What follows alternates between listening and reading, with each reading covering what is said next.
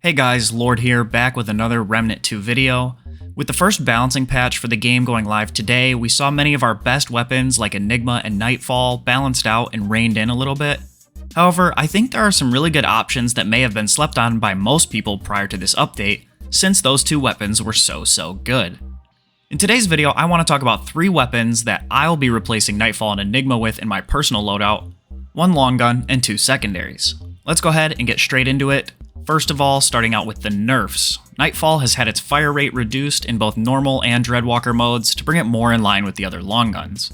While it's still very good, as a fully automatic infinite ammo with lifesteal is definitely nothing to scoff at, it's not really as strong as it was, and so I think now is as good a time as ever to look to try some new weapons. Enigma had its AoE burst damage reduced from the overload status by 25%, and the damage to other enemies which were not directly targeted were also reduced from 75% to just 65%. Enigma's magazine size was also dropped from 30 down to 25, however its total ammo capacity was increased by 5 from 120 to 125. Now overall, again, just like Nightfall, Enigma is still going to be a pretty viable option, especially running the Bandit Mutator to help alleviate some of the magazine reduction issues. Although, as I said, with Nightfall, I think now is as good a time as any to try something new. So without any further ado, here are 3 weapons that I think are viable replacements for these 2 weapons. First up, for your long gun, I recommend trying out the Crescent Moon, which is a bow that can be obtained by using the Dreamcatcher on Nimue while she sleeps. Now many of you are probably thinking, hey, Sagittarius has better damage. And that is true. Sagittarius has about 12.6% more damage per arrow. However, what makes Crescent Moonbow better overall is its mod. Sagittarius' mod is all but useless in most situations, whereas the Moonlight Barrage mod is an absolutely insane ability.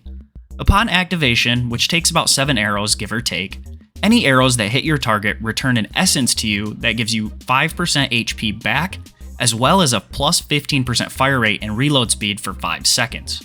Do note that these do not stack, but every essence returned to you refreshes that 5-second timer, and you have 15 seconds of this uptime, so you can get about 20 seconds of that fire rate and reload speed increase. Fire rate and reload speed are some of the best possible damage buffs in Remnant 2, and getting some bonus lifesteal in during fights isn't a bad shout either. My recommended mutator would be the Supercharger, which at plus 10 gives you a plus 30% charge speed as well as plus 15% critical chance on your charged shots.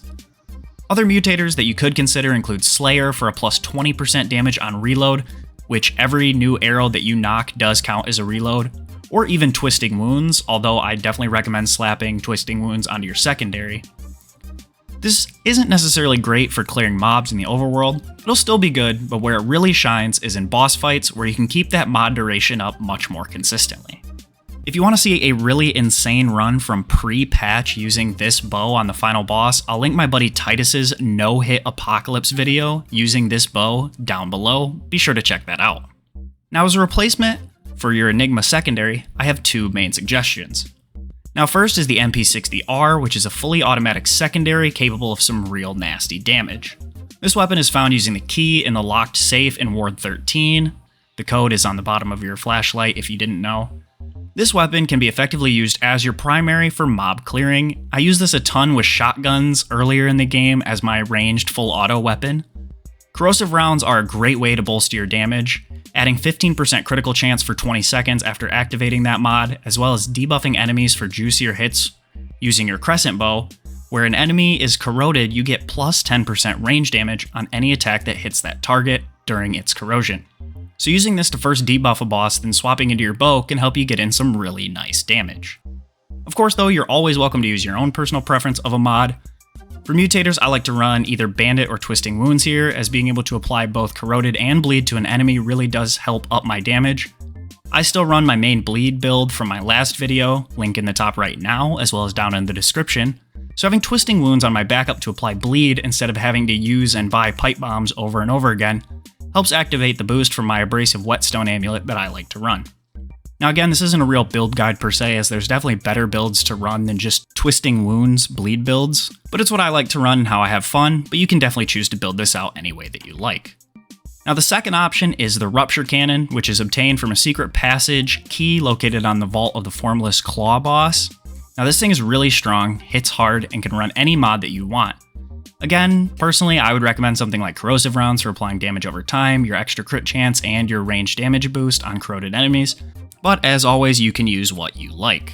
I don't have mine fully maxed out at plus 20 yet, as I just got it yesterday before hearing Enigma would be nerfed in today's patch, and I haven't found a simulacrum for it yet, but with good fire rate, relatively small spread for a shotgun reticle, and an open mod slot, it's hard to go wrong with this weapon. So there you have it guys, my 3 weapons that I would recommend trying out post-patch. If you found this video helpful, or if you find the weapons enjoyable, be sure to leave a like down below. Thank you guys so much for all your support on the last Remnant 2 video. Be sure to subscribe for future Remnant 2 content. With all that being said guys, thank you so much for watching. I wish you all a good day, and happy hunting.